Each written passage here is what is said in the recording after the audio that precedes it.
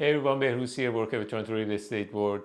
And I'm working with first-time buyers on daily basis. You're saving and you want out of rent anytime soon. But there is that voice that's telling you, I can afford to get this wrong. This is the actual question that everyone asks himself. I can't afford to get this wrong. Most first-time buyers say exactly that. And what they really mean, they mean show me the numbers, and that makes waiting more expensive than moving. That's why I'm walking you through the January's Toronto real estate market stats, and step by step going through that. If your waiting strategy is actually costing you more than today's market, you have to rethink your strategy again. Here's what actually happened in January, showed across the GTA market. 3,100 homes sold. That's down close to 19% from last year's January. 740 transactions less, to be exact. Fewer buyers showed up, but the thing is that new listings dropped too, and it dropped to 10,000 versus 12,000 and change, which is close to 13% of a year-over-year basis. The result of that is that we currently have close to 18,000 active listings at the month end. Homes took 45 days, not 48 hours like before. In 2021, the chaos has been to find something that lasts on the market for at least, I can go take a look at it. In the condo apartments, 856 sold in January, and that is 25%, 28% of all GTA stats. That is telling you that there is only close to this number of first-time buyers in the market, and the average stats that they paid was close to $605,000. That's citywide. That's not close to your neighborhood. That's not close to the neighborhood that you want to be. But to be exact, the story is you have time. As a first-time buyers, you have time. No bidding wars, steady condo volume at the softer prices. But your plan, you want to wait. Prices might drop more. As I said, you may not afford a drop in the prices anymore. Let's run your numbers. At 605, at 5% down, you pay $30,000 minimum for the down payment. If you have more, your mortgage payment monthly is going to be less.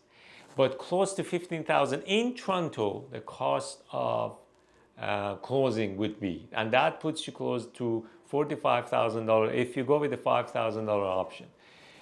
Own versus rent is this equation. Equation would tell you whether to rent forever or move at the prices of today. I don't have crystal ball to guarantee that the prices would not move down anymore. And I'm not seeing any changes in the economy to show you that the prices may go down, upwards.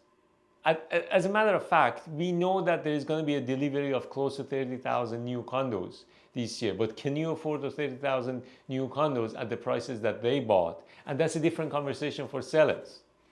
They have to understand, those sellers, as I'm getting into that sector of the market, which is sellers, that the cost is also for them. Would it be unreasonable to see what that $45,000 buys you today as a first-time buyer at 6.5% to 8% lower prices, at 18,000 listings to choose from, and 45 to 67 days to wait to decide? 8,056 other first-time home buyers didn't wait. They moved at these exact prices. You're thinking now, but what if I'm wrong? That's fair. Most say that.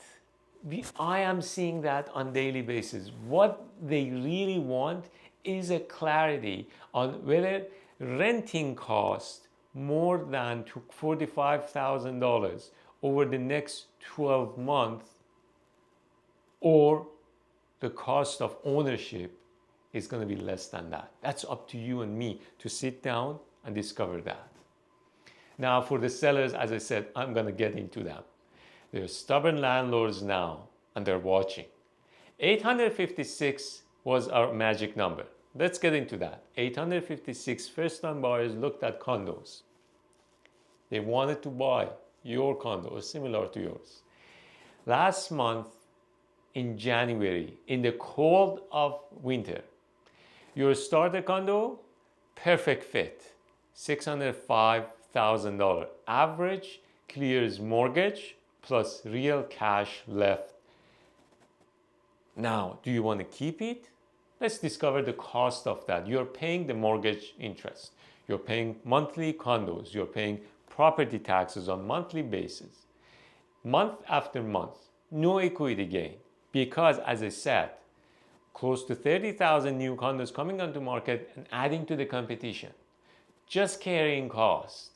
Most landlords say, I'll wait for higher rents or better prices. What they really mean, they mean, show me what carrying cost this another year would actually mean to me. Would it be ridiculous to run those numbers side by side? As a first-time buyer, would it be unreasonable to see $45,000 at the $605,000 condo prices, a down payment of 6 to 8%? As I said, 18,000 and 45 days to 6-7 days of waiting time, or 856 buyers already moved. That's not rushing. How am I wrong in that waiting? That waiting equals rent plus missed equity. Sellers or landlords will understand that how these paying fees, interest for another year help them to become more financially better than last year. Talk to a professional realtor who runs the numbers for you, case specific. And this was the January. Your cousin or licensed someone who lives close to you may not be a good option for you. They are waiting for you to pick up the phone and call them and do the first transaction this year. On the contrary, I know these numbers backwards. I can help you to move from this location to another location. I can help you save money. Real numbers run by me. DM me at my Instagram or YouTube. I'll get to those in a timely manner. See you on the next video. Have a wonderful day.